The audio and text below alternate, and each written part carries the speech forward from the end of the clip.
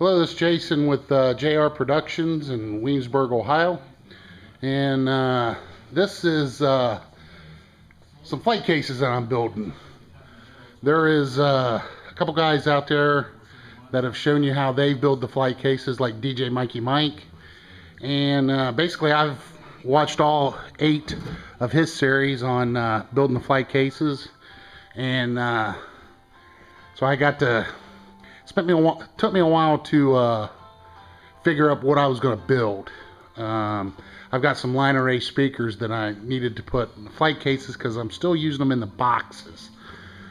And it's kind of a pain to put them back in the cardboard boxes and keep the cardboard salvageable from job to job. And I got some quotes on some flight cases to put them in, and you're looking at about $800 for a box this size, and you got 12 speakers, so you can do the math on that. So I just watched what DJ Mikey Mike did, and went to the hardware store here in town, got me some 3/8 plywood and some 3/4 inch plywood and some laminates over by my brother-in-law's hot rod that he's working on. But this case here I bought on eBay. I paid $25 for it, $25 shipping, and I bought it to put speakers in. Actually, the speakers that were going to go in this are actually going to go in those boxes. But the problem is the guy wouldn't take it back, and he couldn't read a tape measure. If that box would have been 4 to maybe 3.5 inches bigger all the way around, it would have worked for me. But since he wouldn't take it back, I got to scratching my head. Well, do I put it back on eBay, or what could I use it for? And then I got to thinking, well, maybe I could pop rivet, drill these out, turn the handles over, make a trunk case out of it, put casters up here on top. Well, if you look, the handles would be down at the bottom, and it really wouldn't be feasible for me. It would have worked, but it just wouldn't have made sense. I've got some flight cases that I bought up in Wisconsin that are smaller, but the handles are in the middle. And I'll show you how I'm going to do those. I'm going to actually drill them out, switch the handles around, so I can just make, put speaker cords and stuff. But what I decided to do with this was me and my father got to measuring, and I bought a flight case similar to this to put some EQs in. I've got some old PV flight cases from the 80s. They still are built like a tank, but the problem is when I put my mixer on them, a lot of places that I'm going, it's harder to see, when you've got an EQ down here, and your mixer's, 4 feet up off the ground, and you got to bend down and, tweak on stuff. So what we decided to do was this. So you get to the job site, you undo the latches and you take the case out, and then you take this and set it up on top.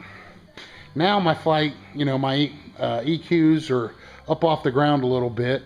So what I'm going to do is take a router and go around the edges and take all these sharp edges off, and I put some wood filler in the nail holes.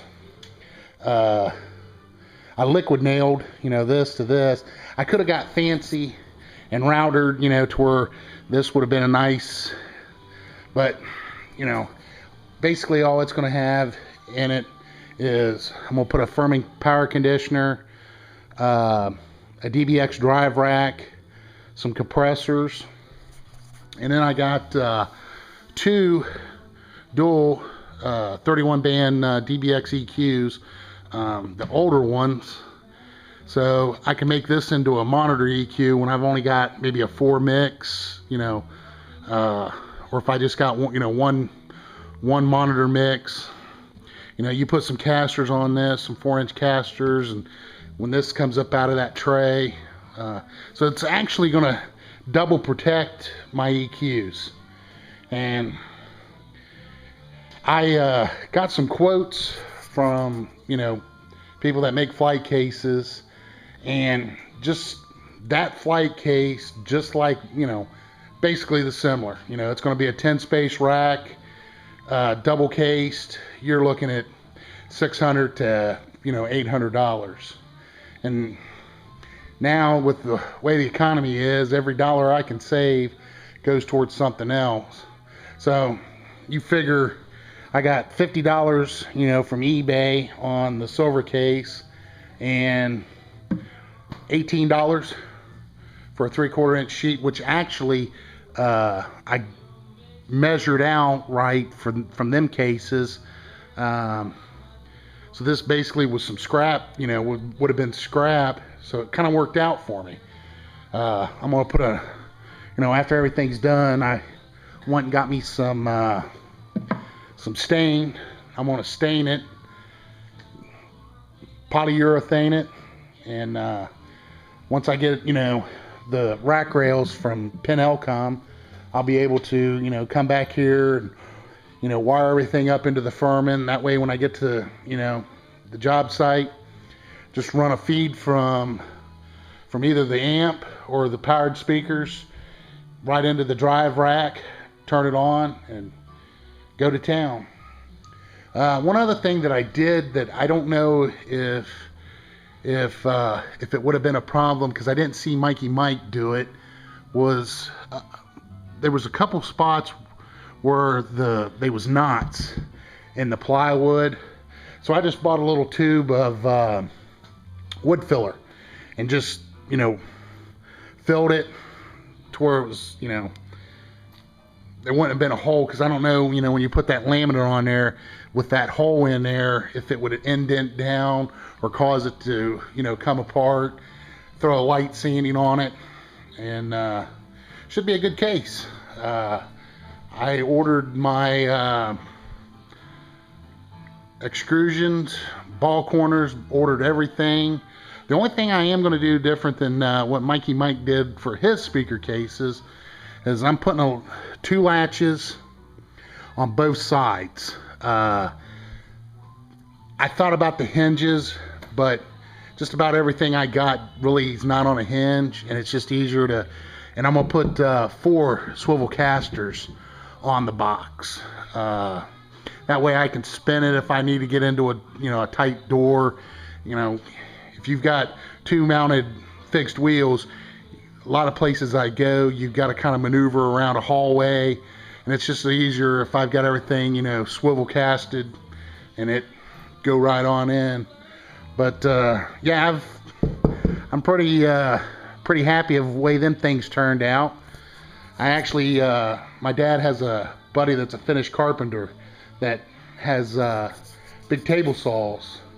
So we kind of knew our, measurements, and went over there, and he cut them out exact, and I spent probably about 6 hours. I mean, that was time of, cutting the plywood, and then coming back here to my brother-in-law's place, and because he has an air compressor, because I don't have an air compressor at the warehouse, and gluing it up, nailing it, and letting it set over a couple nights, just letting it set and dry.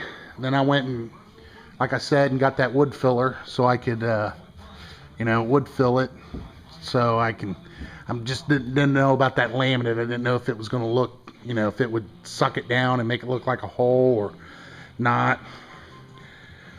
But yeah, that was one thing that I liked about them.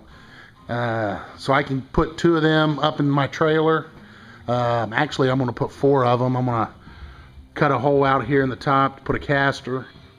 That way I can double stack them. I'm going to put 2 handles on each end, and so I figured I got about 200 pounds to put in each case. Each case is going to hold about 4 JBL VRX 932s, non-powered. So that'll give me a box for them 12. That's one thing I gotta for for everybody out there, so far, to knock on wood, I've been pretty lucky on eBay as far as purchases. Other than this guy here, you know, his measurements were off, which, you know, that would have been a great buy, you know, if it had been a little bigger case. So that's about it.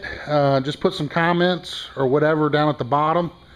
And this is Jason with JR Productions signing out.